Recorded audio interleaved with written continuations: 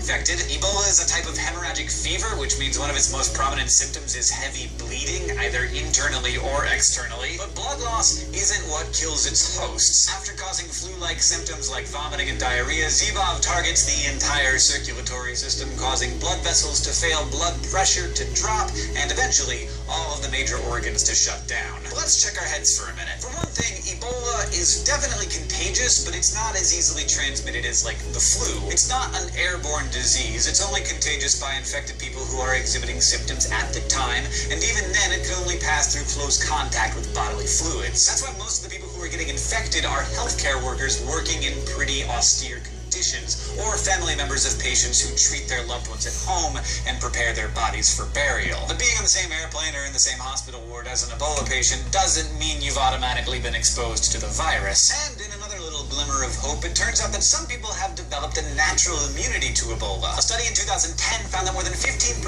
of people in the West African country of Gabon carry antibodies for the Zika virus, even though there's no record of an Ebola outbreak there. Researchers think that those people were exposed to the virus over decades, probably through fruit that had been contaminated by bats, which are the original carriers of the disease. But instead of getting sick, these people just developed natural defenses. We're not sure why, but as you might imagine, there's a lot of scientific interest in the people of Gabon right now. And of course, there's no vaccine for Ebola, but many prototypes are being developed. You may remember news we shared last year about a breakthrough in this effort. Biologists in Boston found that cells treated with a kind of compound called indolene alkaloids blocked the ability of the Ebola virus to replicate itself. These alkaloids are the same class of chemicals that give many plants their medicinal properties. Trouble is, scientists haven't figured out why they work or how to turn them into an effective Ebola treatment. But even beyond the short-term risks of the current outbreak, it's worth looking at the bigger picture. The figures coming out of West Africa, while scary and tragic, pale in comparison to other public health crises in the region. Last week I mentioned that the incidence of HIV in sub-Saharan Africa is still over 12%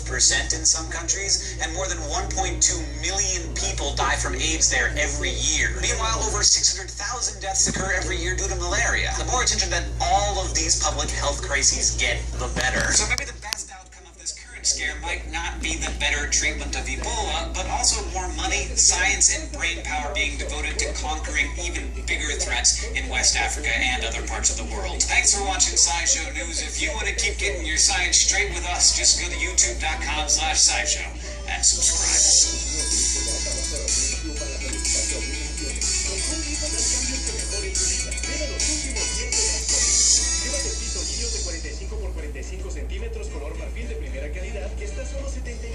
Vsauce, Kevin here. Chewing gum is banned in Singapore. No gum is allowed to be bought or sold unless it's prescribed by a doctor, and the ban was instituted due to vandals sticking chewed gum on the door sensors on public transit trains, as well as floor